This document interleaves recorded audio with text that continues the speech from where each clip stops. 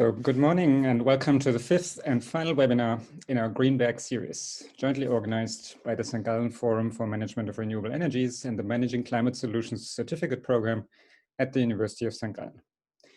As our regular visitors will recall, my name is Rolf Wüstenhagen, and together with my team here at the Chair for Management of Renewable Energies, it's a pleasure to welcome you back. With today's webinar, we will go back to the issue of transport and its important role in finding climate solutions. The topic of today is learning not to fly. And as always, you will hear from an eminent set of international speakers. At this point, I'll hand it over to my co-workers, Jana Plananska and Natalie Dellenbach, who will be your hosts for today. So Natalie, the floor is yours. Thank you very much, Rolf. A very warm welcome also from my side. Let me just share my screen. Yes, so welcome to the webinar on learning not to fly, overcoming emotional barriers to low carbon travel choices. I would also say a particularly warm welcome to our speakers. We have here with us today, we have Agnes Kreil from ETH Zurich. She is a doctoral student working together with Susanne Görlinger, who is leading the project Flight Reduction at ETH Zurich. And we also have here from the UK, Anna Hughes. She's Director of Flight Free UK. A warm welcome to all of you. And then I'm also very happy to moderate today's webinar together with Jana Plananska. She's also a PhD student at the Chair for Management of Renewable Energies with Professor Rolf Wüstenhagen. As for the agenda, I will start off with a quick introduction, and then I will share the recent results of a study that I have been working on in the past few weeks with Jana on the emotional antecedents of travel mode choices.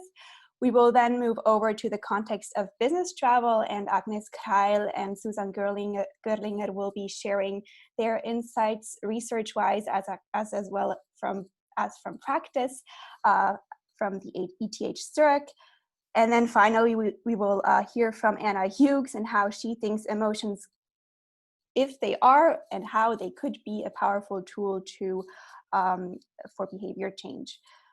So all of this will take about 30 to 35 minutes, and then we have enough time for your questions. So at this point, I would like to encourage you, if you have questions, post them in the chat, and we will pick them up at the end of this session. Jana will be monitoring the chat. Yes, so let's get to it. Why is it important that we talk about learning not to fly? Why is it important that we talk about alternatives to air travel, such as train travel? Well, in Switzerland, emissions from air travel make 12 to 18%, so that's quite a large share. Globally, the number is smaller. It's 2 to 2.5% of the overall global CO2 emissions that comes from air passenger traffic. So even though if this global number seems modest to some, we then look at this graph here on this slide, and we see rapid growth in air travel demand, particularly in the past few years. And overall, and historically, we've seen that there have been shock events. However, in the long term, this has not affected this rapid growth. COVID-19 already has a larger impact than past events. We will see how this will look in the future. When we look at the graph here on the right, however, we see that we see projections that show that a long-term growth trend will continue. So we have to be prepared for growing air travel demand, and with that also emissions. Just move one back further. So we need strategies to address air travel emissions. And there are basically two main strategies that we can use to reduce air travel emissions. First of all, technological innovations. However, historically, what we have seen is that technologically efficiency gains to curb CO2 emissions have been outpaced by air travel demand. So we definitely need a second strategy, and this is behavioral change. And this is basically what we will be talking about today. So yes, talking about behavioral change, we have seen in the recent past that social and psychological factors are important. Social norms at the society level have been changing. We've seen Fridays for Future, flight shame, and this has been to some extent translating into changing travel mode choices from air to train travel, or just avoiding travel as such.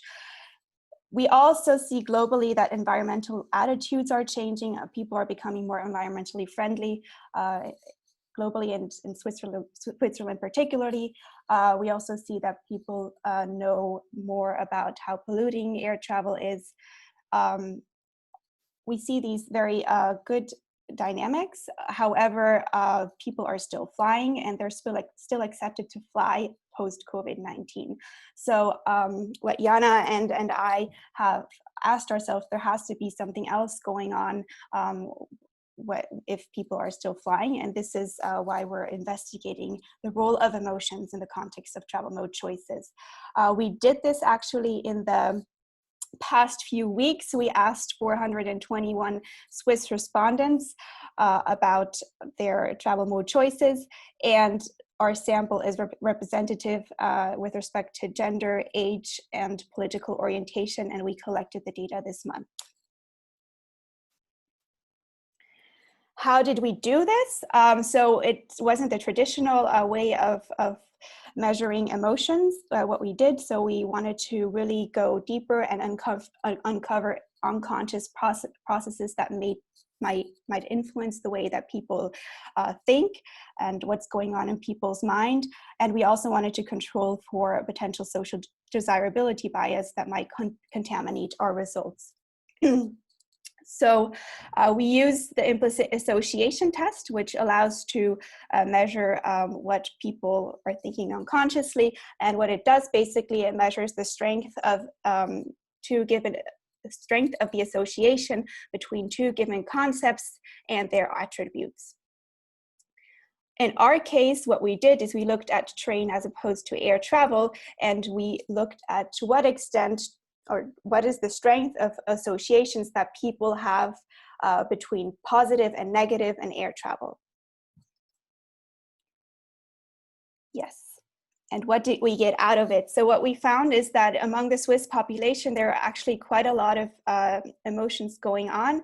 We see that only 25% of our respondents are neutral, so they did not reveal a clear implicit associations towards air travel,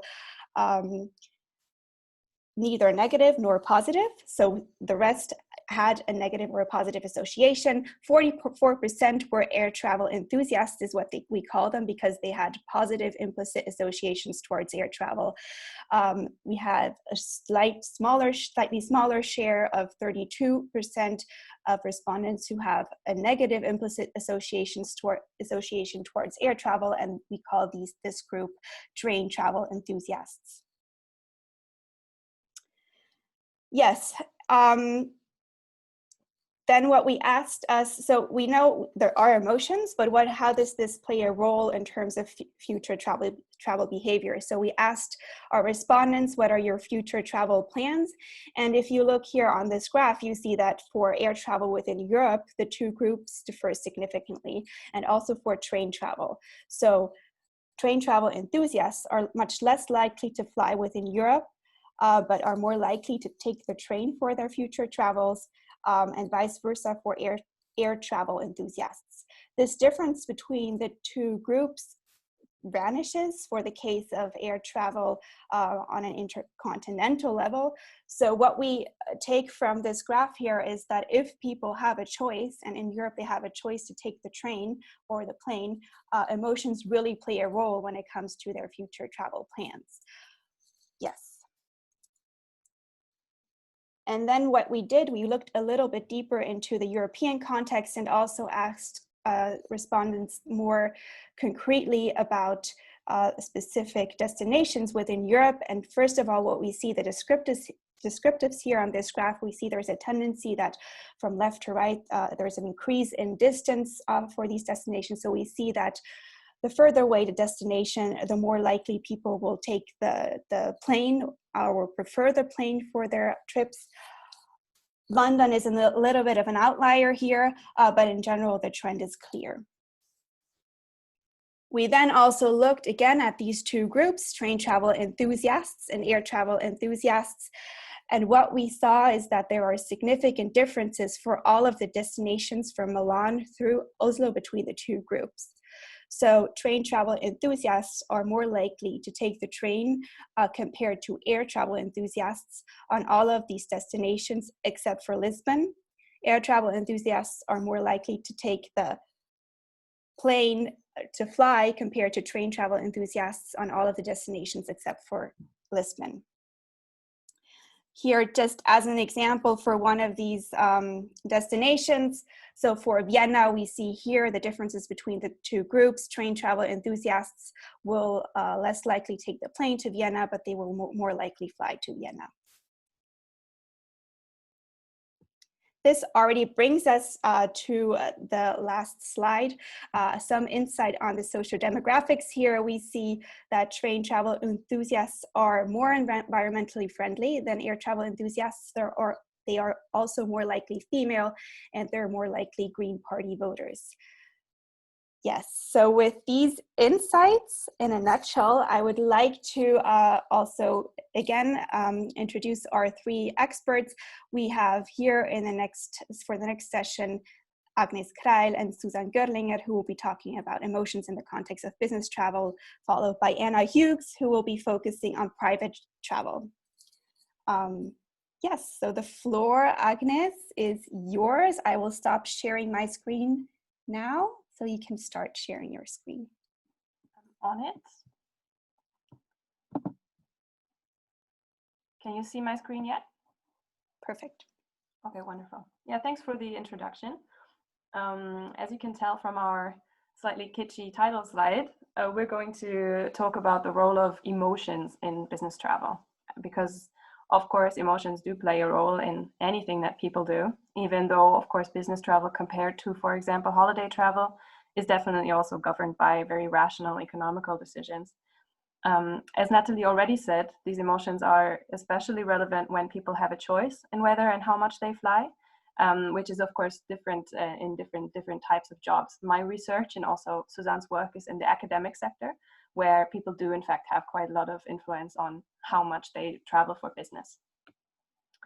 We're not going to present much original research today. We're going to give more theoretical overview over the topic and go more into the individual emotions people might be feeling, where Natalie just talked about the positive, negative emotions. And then Suzanne is going to talk about a practical application case at ETH Zurich. So some notes on business travel before we start. Business travel is not a negligible part of the tourism sector. It makes up about 14% normally in normal years. So we do have to have that in the back of our minds when we talk about reducing air travel overall. There's a huge difference between how much people travel for work in different industries and in different positions, anything between like the occasional trip and back-to-back several times a month travel. And of course, that has a huge impact on how that travel is experienced. Business travel still tends to be a sort of prestigious activity associated with status and associated with senior positions and high salaries. But we have seen over the last decade quite some shift, for example, from business class travel to economy travel for business purposes. So slightly going away from that status aspect. So for the emotions that people feel about their own business travel, we know from research that it's very different. So some people really celebrate it and feel that they have control over their travel and enjoy it. And some people really hate it and would love to fly less. For example, for some people, the ride itself, or of course the destination and what they can do there, see there, or the people they can would be with there will be pleasant and even relaxing. Or they might take pride in that status aspect of business travel. But on the other hand, the business travel experience can be immensely stressful, both before the trip, then physically during the trip, and then when you come back home and you have to pick up the slack that, everything that you didn't do at work, or you have to even make up for the time lost for your family.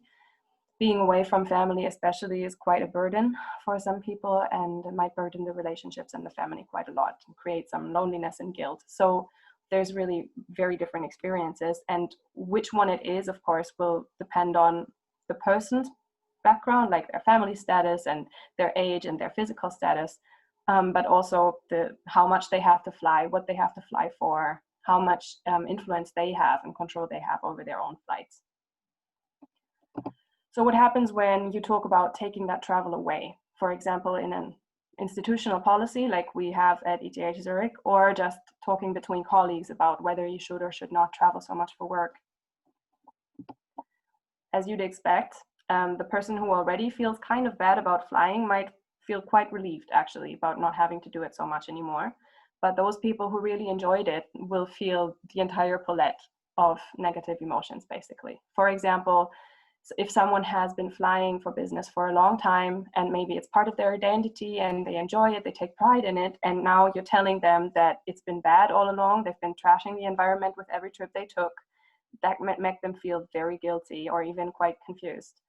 And if they've been working hard to get to a particular point, to get a particular career, and now they're enjoying that glamorous aspect of it, and now you're telling them, well, now you can't have that, this might be quite disappointing, actually, or it might be a loss. It might also make them pretty angry at you for taking that away from them. And what we definitely see in academic air travel is that people are very afraid that if they fly less, it will damage their careers and damage their research and their impact. So that's really what you're up against when you're talking about this, when you bring that conversation up. And when you think about it that way, it's really no wonder that these conversations can be pretty difficult to have. But of course, we want to have them anyway. So what are some reactions that we should be prepared for? Of course, nobody likes to feel bad.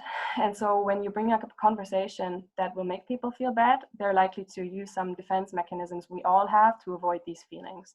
And one major reaction that you should be prepared for is that people will not even really listen to you, or immediately forget what you said, not really believe you. So for example, even though you've told them how big the impact of air travel is, they might still insist that, for example, paper production, printing out emails or running computers is actually much more important, and we should focus on that part, because it just, the information you're giving them doesn't fit what they already believe and what's important to them. And so it can take some time to get through. And another quite predictable reaction is, of course, to get angry at you, who is the messenger and who's bringing that up. They might question why you're doing that, if you have some hidden motives behind it, and anyway, what gives you the right to criticize them? So this is predictable, not personal to you, and we have to come up with strategies in our campaigning to address these issues. And for just that, I have some suggestions. I think the first important thing to just keep in mind is to just have in mind that these emotions are there. Even if you seem to be having a very rational conversation with a colleague about whether business travel is important or not, which arguments a person is open to or not will depend in part on their emotions and their personal aspect, even if they don't immediately talk about that in a work context. And being empathetic also means that you don't necessarily expect people to change their opinion in the first conversation. Maybe you also needed some time to digest the information the first time you heard about it, when you realized that air travel was a big factor. The other person might need the same time. And that brings me to the next point, campaigning from a point of having something in common. I think that's something that Flight Free 2020, which Anna will talk about in a minute, does very beautifully, and illustrates how powerful it is when you can talk to someone from a point of, hey, I feel the same way as you. I also enjoy flying. I've been doing it a lot, and I have decided not to do it as much or to stop because the climate crisis is touching me so much. But it's different than approaching someone saying, this is bad, you should stop. By ambivalence, I mean that it can be, as campaigners, it can be tempting to only talk about negatives, like the world will burn unless we stop this bad behavior right now, or only positives. So we can do this together, it will be easy, and train rides are fun anyway. But the truth is somewhere in the middle, and I think that the emotional complexity, if we can address that in campaigning, this is ultimately more engaging to the people we want to engage. And finally, I wanted to say a caveat that affirming people's emotions and being understanding of them, for example, the fear that your career will suffer if you don't fly as much, is not the same as affirming the assumptions behind it. So you can be understanding of that fear and address that. Susan actually will give an example of how this is done in ETH quite nicely, without repeating the story that, of course, it is hard because if you fly less, then your career will suffer. Because that may or may not be true, and we don't really know it. And we have to preserve these open spaces where things might actually, there might be room for change. And Susan will fill this quite theoretical talk with some practical application. Many thanks, Agnes, for these insights. I would like to pick it up and share with you some of our experiences with the flight reduction project at ETH Zurich. Especially at the start, there were intensive and also emotional discussions, and I've listed a few arguments here. One of them was we need to fly to be successful, we hate flying but sacrifice ourselves for the good of science. ETH Zurich is best to provide technological solutions, my contribution is small, and only mediocre researchers want to reduce and support the reduction. Could you go to the next slide please, Agnes?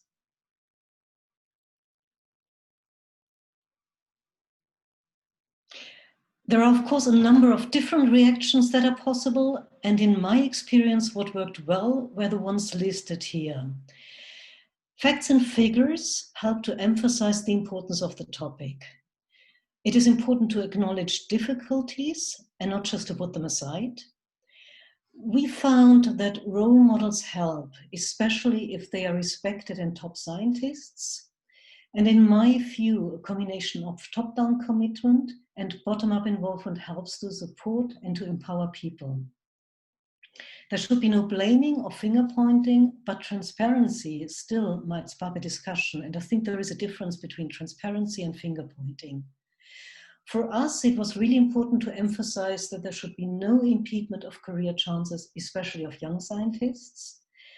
But still, we have a responsibility as a state-funded university. And we can support with ideas and tools so people don't feel so overwhelmed.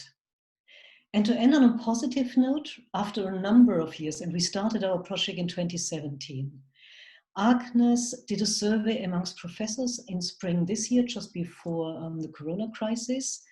And the majority, 78% of them, support the flight reduction and the project.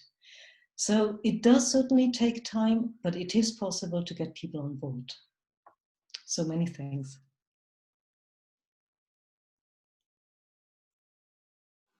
Great. So thank you very much to both of you, Agnes and Susan. I think it's very interesting to see how many emotions actually can play a role. And this is a very complex issue to deal with in a corporate setting, I can imagine. So let's just move on to Anna Hughes, to the private travel context, and then we'll see. I see that there are a lot of questions actually popping up in the chat, so I will address this at the end of this presentation session. Anna Hughes, you have the word. I think you can just go ahead. Thank you, Natalie. Thank you so much. So yeah, my name's Anna Hughes and I'm from the campaign group Flight Free UK. So I'm the director of that group. What we do here is we run a year off flying pledge. So we ask people to pledge not to fly for a year as a way to reduce their climate change emissions and also to change the narrative and create that social shift. So I think what Agnes and Susan just said was very interesting and really can apply to this leisure side as well. So most of what we focus on is private travel, on leisure travel and people's personal choices. But what we've just seen in that presentation is very, very relevant to the kinds of conversations that we must have across the board and how we can influence behaviour change. So a tiny bit about myself as well. I have worked in behaviour change for around a decade, mostly focusing on road transport, but generally around the shift to sustainable transport and away from fossil fuel transport. So that's my background. The campaign group that I run, Flight Free UK, started 18 months ago with our Flight Free 2020 pledge. So yeah, that's kind of the focus now. Now, having conversations about flying or not flying, flying less, is really, really difficult.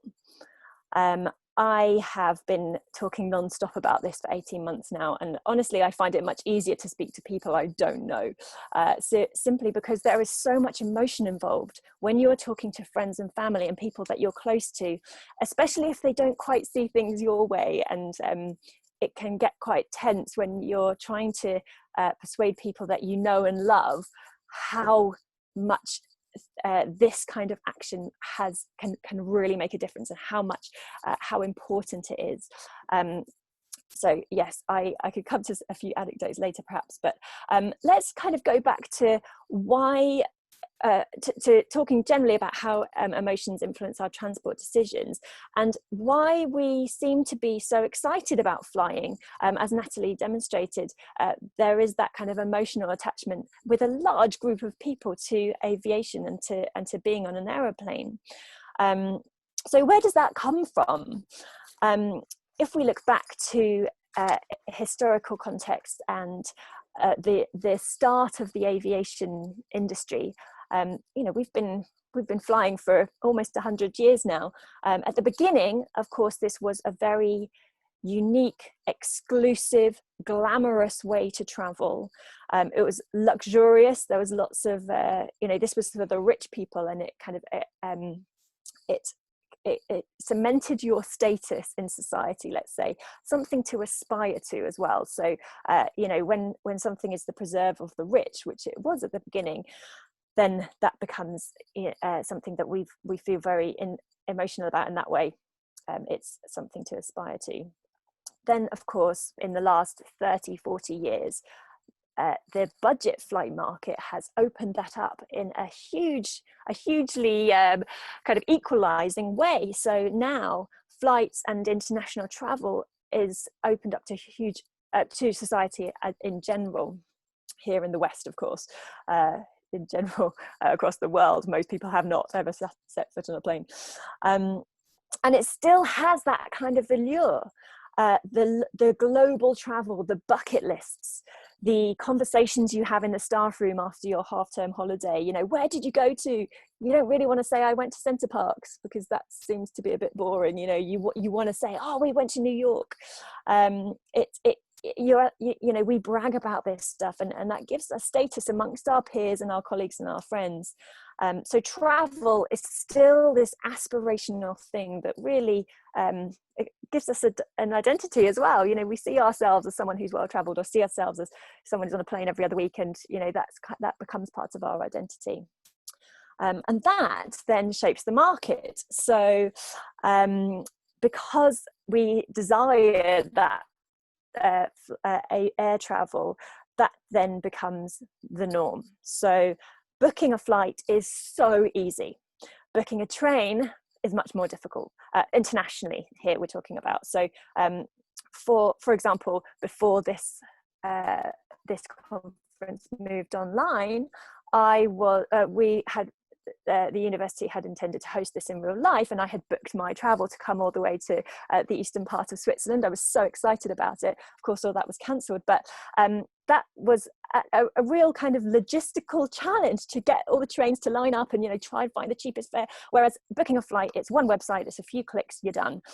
So this is how we've kind of come to that point where we've got to the position that air travel is so normal and easy that we forget about the alternatives. So there are a huge group of people who just don't know that you can travel by other means.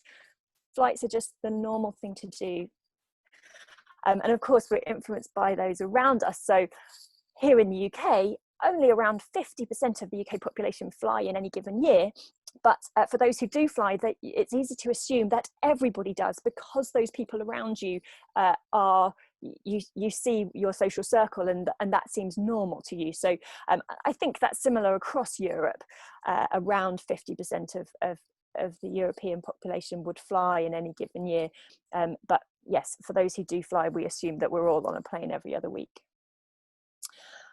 And that identity that it gives us perhaps is seen in these recent flights to nowhere. So in Australia with Qantas, and in Asia, AirAsia, I think, have been doing, and in Japan as well, a couple of airlines have been doing these flights to nowhere because, of course, coronavirus has shut borders.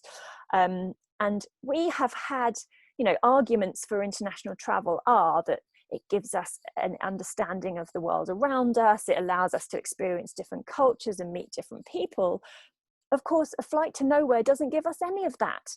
It simply gives us the experience of being on a plane. And perhaps that's where we've got to, that that the simple act, or the associated emotions that come with that act, are the things that we now want to hold on to. They're the things that define us, define our personality. You know, we miss that kind of airline experience. So that's why we're taking those flights to nowhere. Now, we talked a little bit before, Agnes talked a little bit before about negative emotions. Of course, we are influenced by the negative associations with these things, which is where the phenomena flygskam came from. Now, flygskam is a Swedish word which means flight shame. It's something you've probably heard of because it's become very prevalent in the last couple of years. And it's the internal feeling of perhaps guilt that we feel because we know that flying is not a good thing for the environment. And so that obviously has an impact upon our actions, to the extent that last year there was a 9% drop in flight bookings, internal flights, in Sweden, and a 4% drop in international flights, which is really significant given that airlines have, you know, the trajectory until this year was steadily upwards. So yeah, for that was really significant. Of course, that's a negative emotion, guilt and shame.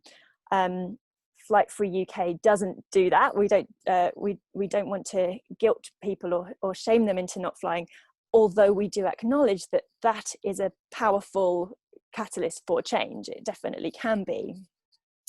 But focusing on the positive sides of things, how can we bring those positive emotions that are associated with air travel to alternative forms of travel like rail travel? And one of the things that I mentioned at the beginning is that glamorization, you know, that kind of the exclusiveness and the luxuriousness of the early flights. Well, we can see that in things like Eurostar. You get to travel first class. There's a first class lounge. You get free cocktails. Very exciting. There's the Orient Express. These wonderful kind of classic long distance rail kind of, yeah. They're a bit romantic, aren't they? That way of traveling. Of course, there's the QE2, which is a luxury ocean liner that travels across the Atlantic. So yeah, luxurizing things can definitely speak to a certain market.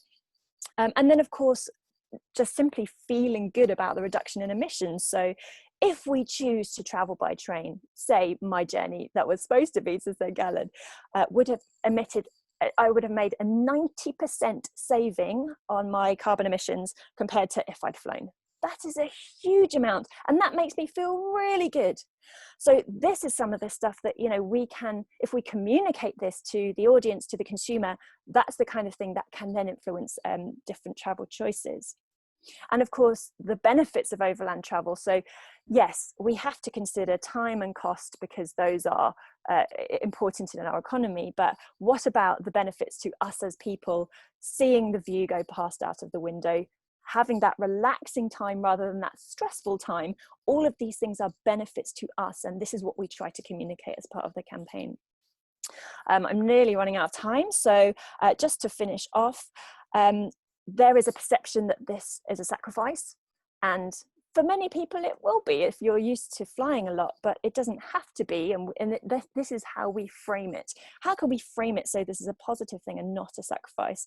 But ultimately it is about changing the norms. So like I said before, if everybody around you flies, you will not only consider that to be normal, but you'll also consider it to be aspirational.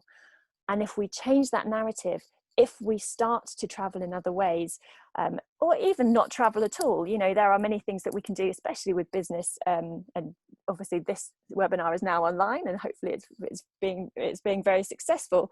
But I think mostly it's image. So typically we've seen people who care about the environment as hippies, tree huggers, everything else, we can demonstrate that's not necessarily the case. There are lots of people who would fit into kind of mainstream society, if we're going to use that term, who are changing the narrative and changing habits, and pushing back against perhaps that the progress, the constant growth of the airline industry, and being really positive examples. So I think that's really going to be the most powerful tool for behavior change, making the alternatives, the kind of replace that the flights in our social circles, in our status, in our aspirations. Okay, I'll stop there. Thank you. Thank you very much, Anna. It's so nice to listen to you. It's very motivating in terms of, it makes me hopeful that people will actually we will see this 44% of plane enthusiasts swapping over to the train travel enthusiasts. Yeah. Thank you very much. I think we have really a lot of questions. I also have a few questions that I wanted to ask, but maybe Jana, let's just start off with a few questions from the audience.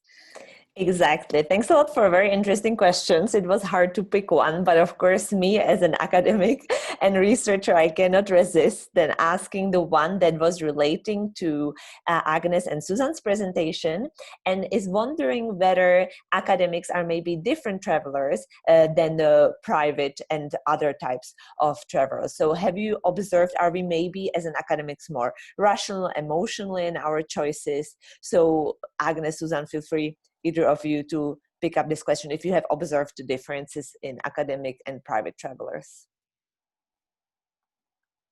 We've never discussed this. I'm interested also in Susan's response. In my perception, I don't see, I don't think they're particularly emotional or not emotional. I think there's a clear, you don't discuss the emotions associated, at least not in a public conversation. You might discuss them with your close colleagues, but not in an official debate, for example, about whether the institution should reduce air travel flights. There, the focus is on rational arguments. But I would expect more or less the same in any industry group.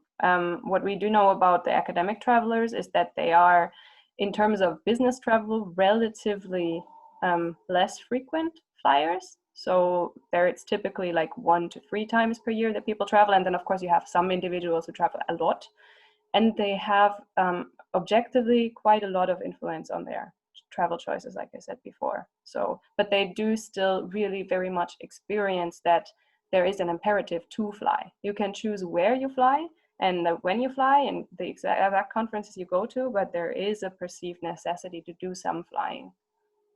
Susan, what would you say? You're muted, Susan. Susan, you have to. Sorry, I forgot it this time. I would agree with all your points. One I would probably amend. For me, the emotional, I can't really compare it to the public so much. I can compare it to if I talk to friends and so on. So what Anna said, this is a difficult topic to discuss, flight reduction with people you know and you like. And I know there can be quite a few emotions, but especially in the beginning of the project, there were quite a number of emotions when we discussed the project. And I had 3 meetings in the beginning to tell people what the project is about and what they could do about it. And 2 of these meetings were very emotional in the beginning. So I think there can be strong emotions in business travel as well. And I mean, statements like, I hate flying, but I sacrifice myself for the good of science and for the good of ETH is for me quite an emotional statement. So there was another point I wanted to say something about, but I forgot it now. Sorry. No worries. Thanks. I was like thinking, talking about the differences, we had another question related to differences between men and women, and about like, firstly, it was kind of in reaction to Natalie's presentation that found differences between men and women in terms of the, like the percentage or the share within the air and train enthusiasts. But I would also like to ask that question to Anna and you, and Susanne and Agnes, if you actually in your activities perceive differences between men and women, and to how they react to your activities. From my campaigning experience, I haven't seen much difference actually. We have as many men as women who are responding to our campaign. So I think that's probably more of a consideration in the business world. But that also is to do with status in business and the structure in business and gender bias and what have you. So yeah, not so much on a personal level. Mm-hmm. Very good. So, I mean, yeah, maybe just in general, I think women, it kind of reflects what other studies find as well. I mean, women are often found to be more environmentally friendly. So it's interesting. It's really good to know that men are just as interested. So I think, but if we know that there's maybe this tendency that women have more negative feelings towards flying, I think this is definitely something that will eventually, hopefully, also swap over to the other gender. And I think this is what we're seeing. So I don't know if this is exactly if Susanne or Agnes would want to add something, or if you would like to prefer just moving on here. Agnes, do you want to go ahead? Or? Yeah, from the business travel side, I'd like to add just, I mean, I don't know about in terms of the emotions, but if we do bring up gender in terms of business travel, I think it's important to keep in mind who travels, and that especially those super frequent flyers that we see in the industry do tend to still be males, and many of them do tend to still have families and rely on a partner who stays at home and takes care of them. So there is still some gender inequality in who is even able to access that kind of mobility and access those kinds of senior positions and well-paid positions that require this travel, or who wants to. Of course, it also depends on the priorities the person sets. So I think when we talk about that emotional side of it, it would be relevant not just to ask the female frequent business travelers, but also to ask the female partners of male frequent business travelers what their emotions would be about their partners doing maybe more virtual communications from home. Very interesting. Yeah, go ahead, Susanne. Thanks a lot. I would have argued along the same line. Most people, particularly senior scientists, professors, they are still male. So I can't really give an unbiased judgment on that. Yes, I think I talked there, just as an anecdote, I talked to one of the professors, and he said when his kids were small, his wife insisted that he didn't fly and travel so much. And he said this was possible for him. So just as an anecdotal anecdote, yes, I think the partners can play a role on that as well. I think that's very interesting, and especially in business travel, this kind of course, it also reflects kind of who is in which positions these days. I think this is something that might swap all over from female to male gender. Yes, I think, Jana, do we have any other questions? Yes, I very much like this discussion on male-female differences because I feel it's very relevant. However, I would like to shift to a different topic because there were a couple of questions that touched upon the topic of COVID-19, and I think it's very relevant, especially in terms of travel behavior, to talk about COVID-19. And the first question that I would ask to Anna Hughes was directed to Anna Hughes that mentioned that, of course, now due to COVID-19, people cannot post so much on social media, cannot brag about their travels. And do you think that this is an opportunity for new social norms to emerge that would kind of discourage people from flying?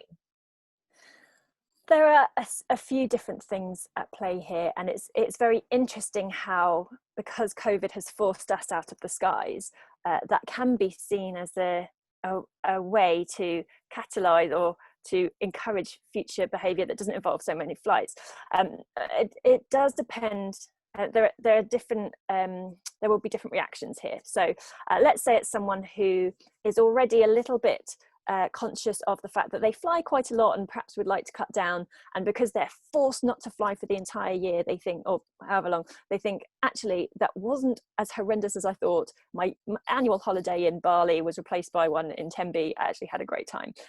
Perhaps I could choose to continue this in the future. On the flip side of that, there will be people who are absolutely desperate to get back out there, desperate to get back on that plane, and will be booking their flights with a vengeance once we can again. And of course, there are still people choosing to fly now. So there are lots of people for whom this is simply just a hiccup and something that will make them perhaps even more keen to get back into the skies. And we've seen that with the flights to nowhere. Obviously, there's a huge market there for people who just like flying. But ultimately, we need people to choose not to fly. That's what will lead to behavior change, to long-term behavior change, to meaningful behavior change. Being forced not to or being required not to is different. Change by disaster is not the same as change by design, and that's what we really need. We can use this period to show for examples of why people should choose going forwards, like it was actually fine when you had your domestic travel staycation or whatever. It was actually fine that you conducted all your meetings online. It was actually a benefit that the skies were suddenly clear and air pollution went down, emissions came down, all that kind of stuff. So this can be used to help people make their choices in the future, but it has to be a choice.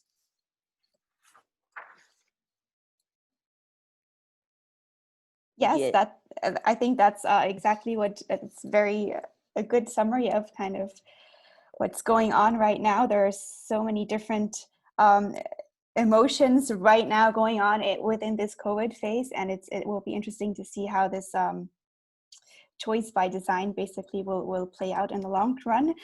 I don't know, Jana, if you have any other questions, or Suzanne and Agnes, do you have any comments on how maybe COVID could be useful for the context of implementing maybe a more your corporate travel policy more progressively or quicker? Is this something you think is possible, or is it more people are desperate to go back and meet people in person again for their meetings? I would love to leave the part about the ETH project to Suzanne if you want, but I would really like to comment on something that Anna said, because it just got me thinking what you said about this, the experience we're having right now is not the model case because it was designed, it was not designed, it was by disaster. And I think another really important facet to remember there is that though what people are experiencing now is a collective change. And I think that both in the private and in the business sector, in different ways, this collectiveness is really important, because it's so much more difficult to make a decision for yourself only when all your friends are still flying to Miami or to Thailand or wherever, and you still perceive that social pressure. And in the business context, if everyone else around you seems to be flying all the time, and then of course you do feel that you're leaving out or you're being left out of networks and maybe job opportunities or research opportunities or deals. And now that everyone was staying at home, this maybe contributes to that doability feeling, and the doability feeling will vanish again, even if people have built the skills and the experiences. If everyone else starts doing it again, then that returns. So I think that is also a huge chance we have to keep in mind, that if everyone doesn't revert to the same level, then everyone doesn't need to. Very good point. I would agree. Suzanne, would you like to add something, or at this point? Well, what I pick up from the discussion are some people who say this is a real chance, this is a momentum with COVID, because all the discussions before COVID that we can't go virtual for basically most means, I think has been proven differently. I'm not saying that we can go virtual for everything, definitely not. I think there are some cases where it has a great benefit to meet in person. At the moment, maybe there will be a development. But there are also people here that say, let's just wait until COVID is finished and let's go back to our normal selves and to our old life. So I think it will be very important not to miss the momentum, to manifest that change. To your question about the travel policy, we are currently busy revising our travel policy. And of course, we want to point out that no flight or no travel is the most economic means. That there are opportunities like video conferencing, and we want to, I don't know where it goes, but we propose that for certain destinations, for a certain length of travel, there is a strong recommendation for train. And some of the departments, because as a bottom-up project, the departments can go much further. Some of the departments, they do have guidelines on that. No train travel, no flight under 8 hours, and things like that. And we just have a follow-up question here. Susanne, could you just give us an idea of the of how much air travel emissions account for at ETH overall? Yeah, it's over 60% of our total emissions. And that's why I pointed out the facts and figures, that I think if you really want to be sustainable, you can't ignore 60%. And it's not about paper, and I'm not saying saving paper is not good, but if we talk about leverage, it's the air travel. Thank you very much. I think, Jana, we would have time. Just one more comment. Nevertheless, in ARCNA's survey, I found it really interesting, despite the fact that we have a website, we emphasize it. In ARCNA's survey, and maybe ARCNA's, you want to comment on that, there were still people who say that we have to focus on the more important topics. So it's not, it doesn't go by itself that you provide facts and figures, talk about it, and everybody knows about it. It's a continuous process. Yes, I think there's not much to add to that. It's especially when you're working with an institution, and a large institution, then you just have to keep in mind that every individual there is an individual, has an individual learning curve. And even after 3 years of continued conversation, there will still be people who are new to the topic that you still have to start at square one with.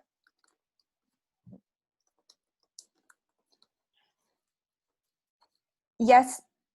So we're still getting a lot of questions, actually. Yeah. It's quite overwhelming. So, but maybe I think we have one more question that's maybe not, potential for one more question that's not COVID related, and then I will come up with a final question.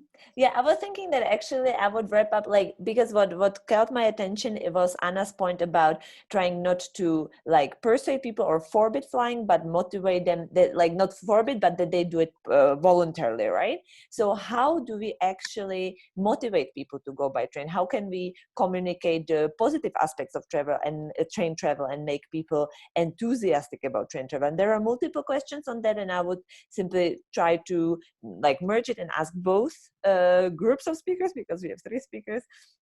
How do you motivate, how do you communicate positive emotions about train travel? We can start with Anna, maybe. Yeah, I mean, there are so many factors here, and it's not just emotional, it's also practical. So like I said, lots of people simply don't realize that train travel is an option, or alternative travels are an option. It must come down to cost as well, because at the moment there's no tax on aviation fuel, which means that it's not a level playing field when we're looking at transport choices, and that needs to be changed. But yeah, on an emotional level, it's I suppose it's back to what I said in my talk, which is about the sharing the positives. I mean, simple things like Eurostar have an advertising campaign which says, "You see more when you don't fly." I think that is a positive emotional message. You know, it's about the benefits that you're going to get from that travel. So it will come down to that as well from the point of view of the industry. But yeah, I mean, we also have the airline industry who will be, you know, that they are obviously, as many other industries are right now, really struggling, and naturally will want to get people back booking to the levels they were before COVID hit. So there's going to be a massive battle there in terms of telling people that they should continue to aspire to those holidays on a beach in Bali, and continue to fly as much as they did before. So that's the challenge that we're up against, I think.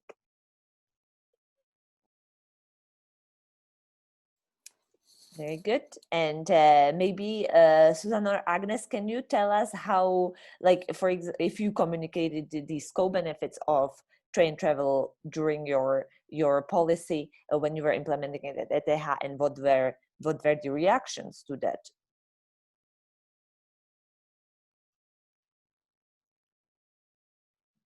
Agnes, do you want to start? I thought this, so in terms of the reactions to it, I think it's better if you answer, but I would like to mention that our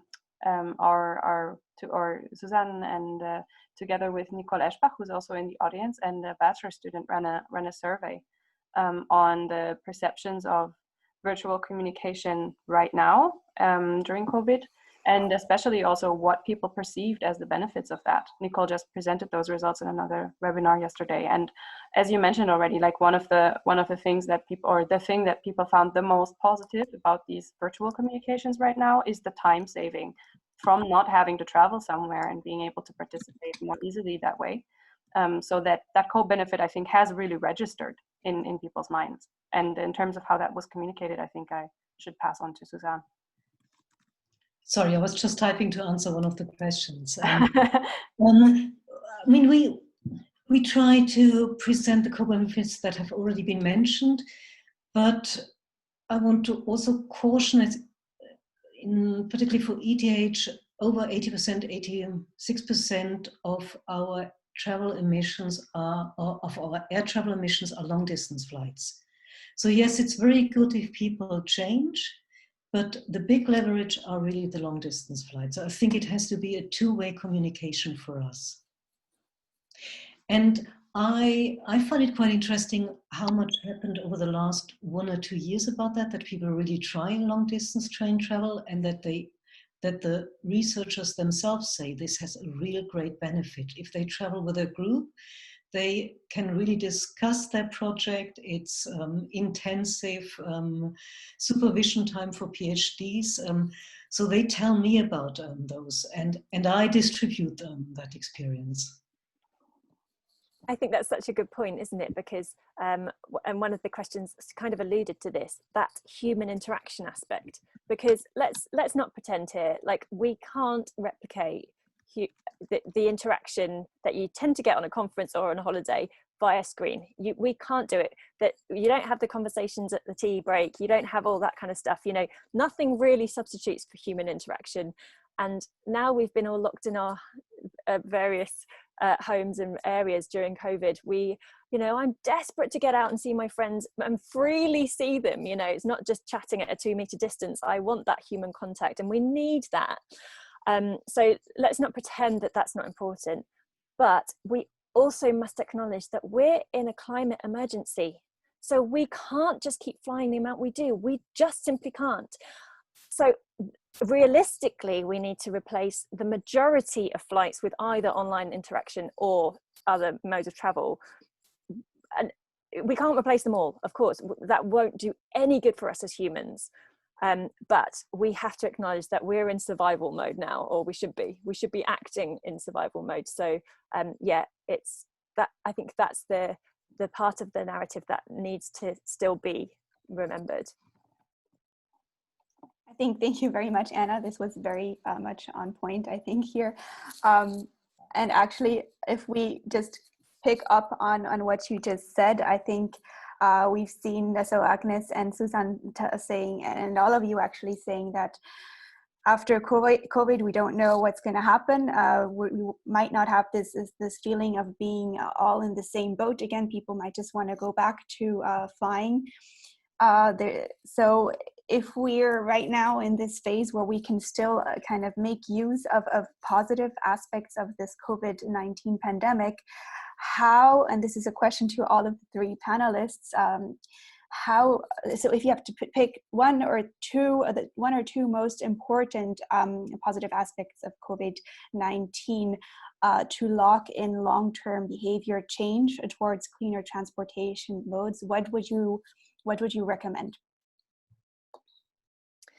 From my point of view, it is the holidays that have had to be cancelled and now have taken place elsewhere, and that's perhaps we've realised that it's not necessarily the place that you go. Obviously we want to see beautiful places, but a holiday is taking time away from your usual routine, spending time relaxing with people that you love. And a comment that we had from a caller on our national radio station here last week was, we should have been in Zante, but we've had the most, we couldn't have asked for a better holiday in Whitby. And I think that just really sums it up for me.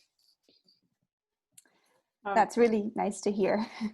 From my perspective, the answer is quite uncreatively. I think we need technological development of the virtual communications things for the business travel sector especially, and also for like interactions with friends and family, which makes up also an immense part of tourism.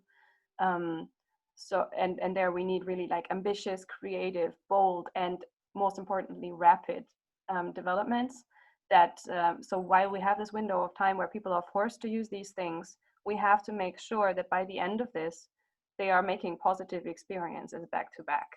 And at that point, if we can make that work right now, and then the borders are opened again and everyone can fly again, and then there will be not such a rush back to do it the way it was done before. But if we fail to do that, and if the software continues to not work, and people continue to make bad experiences, then I think so for that segment, then people will just go back to flying. So that's there's a really narrow window of time that needs to be used right now. And that needs to also be, of course, then also, it's not just a technological development, it's also encouraging people to reconsider the choices maybe that they made in the early days of the pandemic, when they used the easiest, fastest solution that was available then. Maybe half a year in, now we have better solutions available, and it's necessary to look again at the options, even though it's exhausting. But maybe there's better options now that you can start using and get your colleagues to use. I have nothing to add. I fully agree. Thank you very much. I think this was right on point. We're also on time to kind of go to lunch, basically. I think both of your answers just underlined again how important positive experiences and emotions are, and especially it will be important in the future to link them to cleaner transportation modes or alternatives compared to air travel. And having said this, thank you very much again for joining us for joining us from the UK and from ETH Zurich. I wanted to share one last time this slide with the links to all of the previous webinars that we have had during the last 4 weeks. And yes, thanks again, Anna Hughes, Agnes Kreil, and Susanne Gerlinger. It was really great. And most importantly, also Jana Fananska, thank you for bringing in this very interesting questions. And last but not least, I hope we were able to pick up most of the questions in the audience. Thanks for being here with us today, and have a great lunch and afternoon. Thanks a lot. Thank you. Bye. Thanks, Natalie, for organizing. Thanks. Bye, everyone. Thank you. Bye, everyone.